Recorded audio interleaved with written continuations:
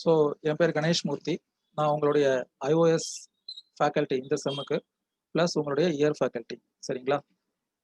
என்னை பற்றி ஷார்ட்டாக சொல்கிறதா தான், என்னுடைய under graduation is BTech, then I did BL, then ML, அப்புறம் நெட்டு குவாலிஃபைடு. ஸோ இந்த மாதிரியான விஷயங்கள்லாம் பண்ணியிருக்கேன். 2 இயர்ஸ் ஒர்க் பண்ணேன் ஒரு government செக்டரில்.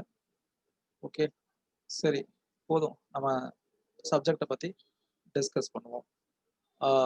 Interpretation of statutes, iOS, இதுதான் வந்து இந்த செம்மில் நான் ஹேண்டில் பண்ணக்கூடிய டாபிக்.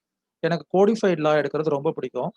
அதுவும் ப்ரீ இண்டிபெண்டன்ஸ் இயரா இருக்கக்கூடிய எவிடன்ஸ் ஆக்ட், ப்ராப்பர்ட்டி லா, இந்த மாதிரியான சப்ஜெக்ட்ஸ்லாம் ஹேண்டில் பண்ணும்போது எனக்கு ரொம்ப ஈடுபாடு அதிகம்.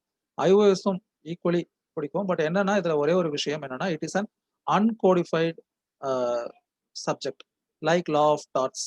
லா ஆஃப் டாட்ஸ் புரிஞ்சுக்கிறதுக்கு ரொம்ப சுலபமா இருக்கும். பட் என்ன அப்படின்னா, நம்மளுடைய அவுட்புட், அதாவது எக்ஸாம் பாயிண்ட் ஆஃப் வியூல நம்ம என்ன பண்ணணும் அப்படின்னு பார்த்தீங்கன்னா, நிறைய கேஸ் லாஸை கோட் பண்ண வேண்டியிருக்கும். அந்த கேஸ் லாஸ்ல என்ன மாதிரி விஷயங்களை சொல்லியிருக்காங்க அப்படிங்கிறத நம்ம மென்ஷன் பண்ண வேண்டியிருக்கும். ஸோ அதே ப்ராசஸ் தான் இன்டர்பிரிட்டேஷன் ஆஃப் ஸ்டாட்யூட்ஸ்லையும். IOS is also an uncodified subject. சரியா? Uncodified subject. ஸோ அது வந்து புரிஞ்சுக்கிறதுக்கு ஈஸியா இருக்கும். பட் அதோடைய அவுட்புட், உங்களுடைய அந்த ப்ராசஸ், நீங்க புரிஞ்சதை அதை ரெஃப்ளெக்ட் பண்ணக்கூடிய அந்த விஷயம் வந்து கொஞ்சம் கஷ்டமா இருக்கும். சரி, ஓகே. ஃபர்ஸ்ட் சப்ஜெக்டுடைய இன்ட்ரோடக்ஷன். என்னுடைய இன்ட்ரோடக்ஷன் சொல்லிட்டேன். IOS, interpretation of statutes. As the name suggest, statute அப்படின்னா என்ன அர்த்தம்னா, எ கோடிஃபைடு லா. அதுதான் நம்ம பொதுவாக ஸ்டாட்யூட் அப்படின்னு சொல்லுவோம், இல்லை சட்டம் அப்படின்னு சொல்லுவோம். எ கோடிஃபைடு லா இன்டர்பிரேட் பண்ணக்கூடிய ஒரு subject தான் the interpretation of statutes. So we are not going to discuss about personal laws or the custom or the precedent or the usage or various other sources of law or other forms of law. நம்ம what we are concerned about in this subject அப்படின்னு பார்த்தீங்கன்னா, only with regard to statutes. அப்படின்னா என்ன அர்த்தம்? A codified law. அதை எப்படி interpret பண்ண போறது, எப்படி பண்ணணும், how it should be done and how it should not be done. அதுதான் நம்மளுடைய சப்ஜெக்டுடைய ஷார்ட்டான ஒரு இன்ட்ரோடக்ஷன். சரியா? Interpretation of statutes. Already there is a statute, அதுல எந்த டவுட்டுமே இல்லை. சார் அப்புறம் எதுக்கு சார் இன்டர்பிரட் பண்ணணும்? Already something is there. நம்ம என்ன பண்ணல, புதுசா எந்த விஷயத்தையும் சொல்லலை. ஒரு ஸ்டாட்யூட் இருக்கு, அதாவது ஒரு சட்டம் இயற்றப்பட்டிருக்கு. அதை வந்து நம்ம பேராக்ட் வச்சிருக்கோம். Say for example Indian penal code 1860. சரிங்களா? இல்ல லா ஆஃப் எவிடன்ஸ் 1872. ஒரு புக்கு, ஒரு லாவா எனாக்ட் பண்ணியாச்சு. That has been submitted or produced for public and for professionals. And why it should be interpreted when everything is there? Then what is the necessity of interpretation அப்படின்னு பார்த்தீங்க அப்படின்னா, law is also made by human being. Law is not a divine thing. அதே மாதிரி சட்டம் என்ன கிடையாது, அதை ஏற்றின ஒரு மனுஷன் என்ன பண்ண முடியாது அப்படின்னா, it is not possible for him to foresee all the future problems that would arise and whether this act would address all the problems that are arising in future அப்படிங்கிறத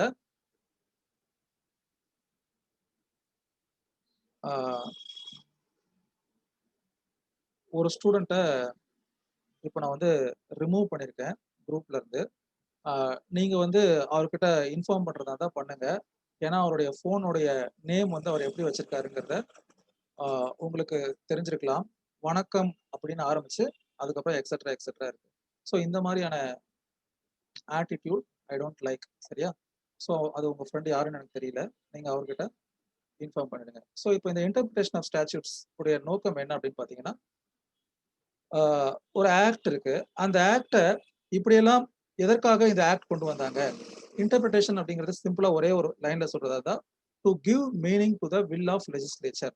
to give meaning to the will of legislature. அதாவது சட்டத்திற்கான நோக்கத்தை எப்படி interpret பண்ணா நம்ம அதை achieve பண்ண முடியும், how we can travel towards the will of the legislature or intention of the legislature அப்படிங்கிற அந்த ஆர்ட் அப்படிங்கிற விஷயம் தான் interpretation of statutes. So interpretation of statute is a organic process or evolving process அப்படின்னு சொல்லலாம். அது என்ன ஆயிருக்குன்னா, காலத்திற்கு ஏற்ற மாதிரி மாறிக்கிட்டே இருக்கு அந்த இன்டர்பிரிட்டேஷன். ஒரு நேரோ இன்டர்பிரிட்டேஷன் ஒரு வேர்டுக்கு யூஸ் பண்ணிட்டு இருந்த இடத்துல லிபரலான இன்டர்பிரிட்டேஷன் ஏகப்பட்ட விஷயங்கள் நம்ம பார்ப்போம் இனிமேல் அடுத்து வரக்கூடிய கிளாஸஸ்ல. சரியா? ஸோ என்ன அப்படின்னா இன்டர்பிரிட்டேஷன் இஸ் எவால்விங் ப்ராசஸ். நான் சொல்லி தரது இல்ல நம்ம ஒரு புக்கை ஃபாலோ பண்ண போறோம். சே ஃபார் எக்ஸாம்பிள் பட்டாச்சாரியா இல்ல டாண்டன் எக்ஸெட்ரா எக்ஸெட்ரா, இல்ல இந்த மாதிரி ஒரு புக்கை பேஸ் பண்ணி அதுல இருக்கிறது தான் இன்டர்பிரிட்டேஷன் ஆஃப் ஸ்டாட்யூட்ஸ் அப்படின்னு நம்ம கண்டிப்பா சொல்லவே முடியாது. Because interpretation is left to that particular individuals thought, but it should B according to the statute. சட்டத்திற்கு உட்பட்டு அந்த சட்டம் எதற்காக இயற்றப்பட்டதோ அந்த நோக்கத்தை நிறைவேற்றுவ பொருட்டு நம்மளோட இன்டர்பிரிட்டேஷன் இருக்கணும். சரியா? ஹவு இட் வுட் கம் அப்படின்னு பாத்தீங்கன்னா, it would come by repetitive reading and by understanding the reality, ground reality, when that particular act was passed and what is the present crisis, இப்போ என்ன situation arise ஆயிருக்கு, how it should be interpreted to meet the present need அப்படிங்கிறத பொறுத்து இருக்கு. சரியா? சரி, okay. இப்போ இந்த சட்டம் இன்டர்பிரிட்டேஷன் ஆஃப் ஸ்டாட்யூட் சொன்னீங்க இல்லையா? ஒரு ஸ்டாட்யூட்னா எப்படியெல்லாம் இருக்கணும், ஒரு சட்டம் அப்படின்னா எப்படிலாம் இருக்கணும் அப்படின்னு பாத்தீங்கன்னா, காமனா இட் ஷுட் பி ப்ரிசைஸ், வளவலா கொலகொலான்னு இல்லாம டு த பாயிண்ட் இருக்கணும் ஒண்ணு. And it should be of least ambiguity. அதுல என்ன இருக்கக்கூடாது, மிகப்பெரிய குளறுபடிகள் இருக்கக்கூடாது. For example section 5 of some ஆக்ட்ல ஒரு மாதிரி சொல்லிட்டு திருப்பி செக்ஷன் 9ல வரும்போது அதை கான்ட்ராடிக்ட் பண்ற மாதிரி இருந்துச்சுன்னா, what would be the which provision we should follow, whether section 5 or section 9. அப்போ என்ன இருக்கணும், it should be least ambiguous or it should be more clarified. It should have everything within it. அதுக்கு என்ன சொல்றது, nothing new should be submitted. ஒவ்வொரு முறையும் நம்ம என்ன பண்ணக்கூடாது, ஒரு லாவை அமெண்ட் பண்ணிக்கிட்டு இருக்க முடியாது. அப்போ ஒரு லா நெசசிட்டி இருந்தா அமெண்ட் பண்ணலாம். Amending power are there in constitution, article 368ல இருக்கு. அதே மாதிரி வேரியஸ் எனாக்ட்மெண்ட்ஸ்லயே ரூல் மேக்கிங் பவர், ப்ரொசீஜர் எல்லாமே இருக்கு. இருந்தாலும் கூட தொடர்ந்து ஒரு விஷயத்தை மாற்றிக்கிட்டே வந்தா அது என்ன அப்படின்னா ஒரு நிலையற்ற தன்மையை உருவாக்கும். நம்ம ஆஃபீஸ் செட்டப் எதுன்னு வச்சுக்கோங்களேன். நான் இப்போ இந்த ஆஃபீஸ்ல ஒவ்வொரு முறையும் ஏதாவது ஒரு இதை மாத்தி மாத்தி வச்சேன்னா எனக்கு என்ன ஆகும், திருப்பி நான் அதை ஆக்சஸ் பண்ணும்போது there would be some difficulty. அது எல்லா விஷயத்துக்கும் பொருந்தும், இந்த ஸ்டாட்யூட்ஸை இன்டர்பிரேட் பண்றதுக்கும் பொருந்தும். ஸோ இன்டர்பிரிட்டேஷன் அப்படிங்கிற ஒரு விஷயத்துல என்ன பண்ண முடியாது, you cannot at the same time since some power is vested on you. அதாவது லார்ட் ஆக்டன் அப்படின்னு சொல்லிட்டு ஒரு ஜூரிஸ்ட் அவர் சொல்லுவார், power corrupts absolutely and absolute power corrupts absolutely. Sir, இதுக்கும் இன்டர்பிரிட்டேஷன் ஆஃப் ஸ்டாட்யூட்ஸ்க்கு என்ன சம்பந்தம்? ஒரு நீதிபதிக்கு இல்ல ஒரு வழக்கறிஞருக்கு ஒரு அதிகாரம் வழங்கப்பட்டிருக்கு while interpreting in the court or while arguing the case. For that purpose alone, he cannot interpret or he cannot deliver judgment according to his own whims and fancy. That is not allowed under law. சரியா? So அதுதான். அப்போ அதை control பண்றதுக்கு இல்ல அதை regulate பண்றதுக்கு there should be some mechanism. கரெக்டா? ஒரு நீதிபதி தனக்கு முன்னால் ஆஜராகிற ஒரு நபர் தன்னுடைய சமுதாயத்தை சேர்ந்தவர் இல்ல தன்னுடைய ஜூனியர் இல்ல he is having a face value அப்படிங்கிறதுக்காக அவருக்கு ஏத்த மாதிரி he cannot interpret a law. There should be some kind of nexus and there should be some kind of conscience. அப்போ அதை எப்படி இன்டர்பிரட் பண்றது? அப்போ என்ன பண்றாங்கன்னா, the law is evolving. Various ஜட்ஜ்மெண்ட்ஸ்ல இல்ல various rule of interpretation, various books etcetera etcetera ஒரு ஆக்டை இன்டர்பிரட் பண்ணும்போது இந்த மாதிரியான ப்ரொசீஜர்ஸை தான் ஃபாலோ பண்ணணும், இதையெல்லாம் முக்கியத்துவம் கொடுக்கணும் அப்படின்னு சொல்லிட்டு என்ன பண்றாங்க, they are making it as a rule, regulation, judgements etcetera etcetera. இப்படிதான் இன்டர்பிரிட்டேஷன் என்ன ஆகுது, எவால்வ் ஆகிக்கிட்டே இருக்கு. அப்போ இன்டர்பிரிட்டேஷன் அதுக்கான பிரின்சிபல் அண்ட் ரெகுலேஷன் இல்ல அப்படின்னா என்ன ஆயிடும் அப்படின்னு பாத்தீங்கன்னா, it would result in anarchy or ஆர்பிட்ரரினஸ்.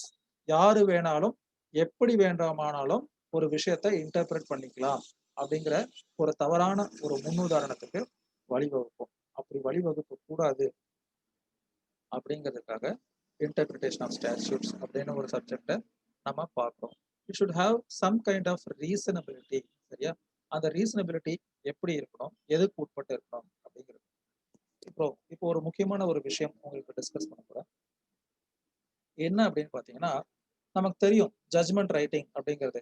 Judge வந்து ஜட்ஜ்மெண்ட் கொடுக்கும்போது one thing should be there, that is you should travel within four corners of லா.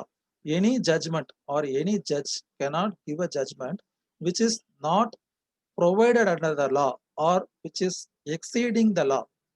புரியுதா உங்களுக்கு? இது ரெண்டுத்துக்கும் உள்ள வித்தியாசம். அப்போ நாம ஒரு காமன் மேன் பெர்செப்ஷன்ல இருந்து பார்க்கும்போது நமக்கு ஒரு ஆங்கர், பப்ளிக் ஆங்கர் இருக்கும் ஏதோ ஒரு விஷயத்துல. ஏன் இந்த வழக்குல இப்படி ஒரு தண்டனை வழங்கப்பட்டிருக்கு, why that person is acquitted or why this person is convicted less, etc etc. But everything has some reason. A judge cannot act like a one who has come from a heaven. He has some control and regulatory mechanism. அவர் எதற்கு உட்பட்டு ஒரு தீர்ப்பு வழங்கணும் அப்படின்னு பாத்தீங்கன்னா, சட்டங்களின் 4 சுவர்களுக்கு உட்பட்டு தீர்ப்பு வழங்கணும். A judge should travel only within 4 corners of law. இதை எப்பயும் நீங்க மறந்துடாதீங்க. It is always there for everyone. He may be a chief justice of India, or he may be a chief justice of High Court, or he may even be a municipal judge or a judicial magistrate. That is secondary. But what is primary or what is superior is law. Lex is supremus. Whoever may come and whoever may go. யாரும் வரலாம், யாரும் போகலாம். But the law remains as it is. அந்த லாவை use பண்ணி அதை எப்படி interpret பண்ணா நன்மை இந்த சமுதாயத்திற்கு வழங்க முடியும், how it can be interpreted in a better வே அப்படிங்கிறத பொறுத்து தான் எ குட் ஜட்ஜ் அப்படிங்கிற ஒரு நேம் வருது. ரொம்ப நேரம் பேசிக்கிட்டே இருக்கேன். இன்டர்பிரிட்டேஷன் ஆஃப் ஸ்டாச்சூட்ஸ் ஒரு இன்ட்ரெஸ்டிங்கான ஒரு சப்ஜெக்ட். உதாரணத்துக்கு நமக்கு சில ஜட்ஜஸ் பேரெல்லாம் நம்ம சொல்றதா இருந்தா, உங்களுக்கு தெரிஞ்ச ஒரு சுப்ரீம் கோர்ட் ஜட்ஜஸ் இப்ப இருக்கிறவங்க இல்ல, எப்பயாவது யாராவது சொல்லுங்கன்னா, சில பேர் வி.ஆர். கிருஷ்ணய்யர் அப்படின்னு சொல்லுவோம். அதுக்கடுத்து சில பேர் ஜஸ்டிஸ் பகவதி, இந்த மாதிரியான பேர்லாம் சொல்லுவோம். ஏன் அப்படி அவங்க மட்டும் ஒரு தனியா இருக்கிறாங்க அப்படின்னு பாத்தீங்கன்னா, because they applied the rule of interpretation in a better way அப்படிங்கிறது தான் உண்மை. இப்போ justice V R. Krishna Iyer human rights சம்பந்தப்பட்ட தீர்ப்புகளை அதிகம் வழங்கியிருக்காரு. Yes, interpreted the statutes in such a way to prevail human rights in the society அப்படிங்கிறது உண்மை. அதே மாதிரி ஜஸ்டிஸ் குல்தீப் சிங் ஒரு என்விரான்மெண்டல் ஆக்டிவிட்டி சம்பந்தப்பட்ட வகையில அவர் அந்த சட்டங்களை என்ன பண்ணியிருக்காரு, இன்டர்பிரட் பண்ணியிருக்காரு. It is the same statute, it is the same act and same law, but it is produced in the hands of a better statesman. அப்படின்னா அதோடைய அவுட்புட்டே என்ன ஆயிருது, வேற மாதிரி வந்துருது. அப்போ இந்த விஷயங்கள்லாம் எப்படி அப்படின்னா, அதற்காக நம்மளுடைய சிந்தனைகள் பலவாறா இருக்கணும். நம்ம எதெல்லாம் இன்டர்பிரிட்டேஷன் டூலா எடுத்துக்கலாம், இல்ல எதெல்லாம் இன்டர்பிரிட்டேஷன் டூலா எடுத்துக்க முடியாது அப்படிங்கிற விஷயம் இருக்கு. ஸோ நான் சொன்ன ஒரு விஷயத்தை நீங்க ஞாபகம் வச்சுக்கோங்க. A judge should always travel within 4 corners of law. அப்போ அவர் அந்த சட்டத்துக்கு உட்பட்டு செயல்படணும், ஒரு தீர்ப்பை வழங்கணும். ஆனால் அந்த தீர்ப்பு எப்படி இருக்கணும் அப்படின்னு பாத்தீங்கன்னா, should also meet the ends of justice. நீதியை வழங்குவதாக, நீதியை சென்றடைவதாக இருக்கணும். அப்போ how it is achieved or how it is done அப்படின்னு பாத்தீங்கன்னா, it is only by way of proper interpretation of statutes. சரியா? அப்போ it is a key available to unlock the problem prevailing in a particular statute. அப்போ ஒரு ஸ்டாட்யூட்டை பண்ணும்போது, as I said earlier, ரொம்ப குழப்பிக்க வேண்டாம், சிம்பிளா சொன்னேன். ஃபர்ஸ்ட் என்ன சொன்னேன், it is not possible to calculate all the possible permutations and combinations and provide a absolute law. அது சத்தியமா யாராலையும் முடியவே முடியாது. நான் கொடுக்கப்பட்டிருக்கக்கூடிய இந்த சட்டம் அத்தனை பிரச்சனைகளுக்கும் தீர்வாக அமையும் இல்ல அப்படின்னு சொல்லிட்டு கண்டிப்பா யாராலையும் என்ன பண்ண முடியாது, எந்த ஒரு நேரத்திலையும் சொல்ல முடியாது, எந்த ஒரு உறுதிமொழியும் வழங்க முடியாது. அப்போ அந்த கேப்பை பிரிட்ஜ் பண்ணக்கூடிய ஒரு டூல் தான் interpretation of statutes. That is the law is there, yes, there is some kind of ambiguity or there is some kind of lacuna or there is some kind of difficulty. அந்த டிஃபிகல்ட்டியை reduce பண்றது, அந்த ஆம்பிகுட்டியை dispense பண்றது, களைவது, இதெல்லாம் யாருடைய வேலை அப்படின்னு பார்த்தீங்கன்னா, இந்த இன்டர்பிரிட்டேஷன் ஆஃப் ஸ்டாட்யூட்ஸ் இருக்கக்கூடிய இந்த டூல்ஸை யூஸ் பண்ணி இந்த சப்ஜெக்ட்ல சொல்லியிருக்கக்கூடிய விஷயங்கள், அதுக்கப்புறமா வளர்ந்து கொண்டிருக்கும் விதங்கள், நம்ம பார்க்கிற விஷயங்கள்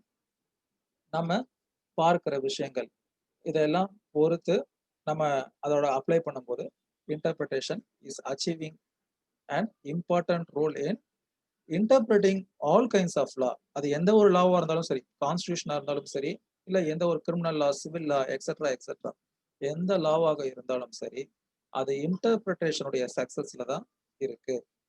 யோசிச்சு பார்க்கலாமா? ஒரு சின்ன விஷயம்.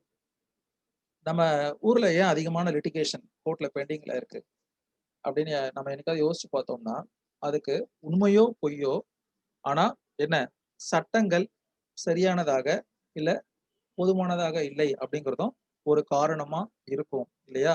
இத சொல்றதுக்கு we need not be a lawyer or you need not be a law student. Even a common man would know these things. There is some kind of uh, laxes in the law or the law is inadequate or improper அப்படின்னு சொல்லிட்டு. அப்போ அத எப்படி சரி செய்ய முடியும் அப்படின்னு பார்த்தீங்கன்னா, only by way of interpretation. இந்த டிஃபிகல்டீஸ் எல்லாம் களைவதற்கான ஒரு சப்ஜெக்ட் தான் இன்டர்பிரிட்டேஷன் ஆஃப் ஸ்டாட்யூட்ஸ். ஸோ இது ஒரு சுவாரஸ்யமான ஒரு சப்ஜெக்ட். ஒரு விஷயத்த படிக்கிறதுக்கும், நம்ம அத இன்டர்பிரட் பண்றதுக்கும் நெறைய வித்தியாசம் இருக்கு. ஸோ அத நம்ம ஒவ்வொரு கிளாஸ்லயும் நம்ம டிஸ்கஸ் பண்ண போறோம். எப்படி பண்ணணும்? இல்ல எப்படி சொல்லணும்? அப்படிங்கிறது. It's an art. ஒரு வேர்ட குடுத்துடுறான். ஒருத்தன் காட் இஸ் நோவேர்ன்னு படிக்கிறான். இன்னொருத்தன் காட் இஸ் நவ் ஹியர்ன்னு படிக்கிறான். ஒரே இதுதான். So where a person stops or passes and where a person does not stop or passes. அப்போ அந்த ஒரு சென்டென்ஸ் உடைய என்ன ஆகுது? அர்த்தமே மாறிடுது. ஸோ இந்த மாதிரியான பல விஷயங்கள நம்ம இன்டர்பிரிட்டேஷன் ஆஃப் ஸ்டாட்யூட்ஸ்ல பார்க்க போறோம். சரியா? How to interpret, how to reduce the ambiguity. As I said, it is a organic process. அதனால நான் சொல்லி தர்றது மட்டும்தான் இன்டர்பிரிட்டேஷன். நான் புக்ல படிக்கிறது மட்டும்தான் இன்டர்பிரிட்டேஷன் அப்படிங்கிற அவசியம் கிடையாது. Any law should meet the test of time இல்லையா? Any law should meet the test of time. That is a good law. Any law which has least ambiguity or less amended or less modified is a good law. அது கண்டிப்பா அதுல உங்களுக்கு மாற்று கருத்து இருக்குமா இல்லையான்னு தெரியல. ஸோ அப்போ இந்த விஷயங்கள்லாம் எப்படி சாத்தியமாகும் அப்படின்னு பார்த்தீங்கன்னா, ஒன்லி பை வே ஆஃப்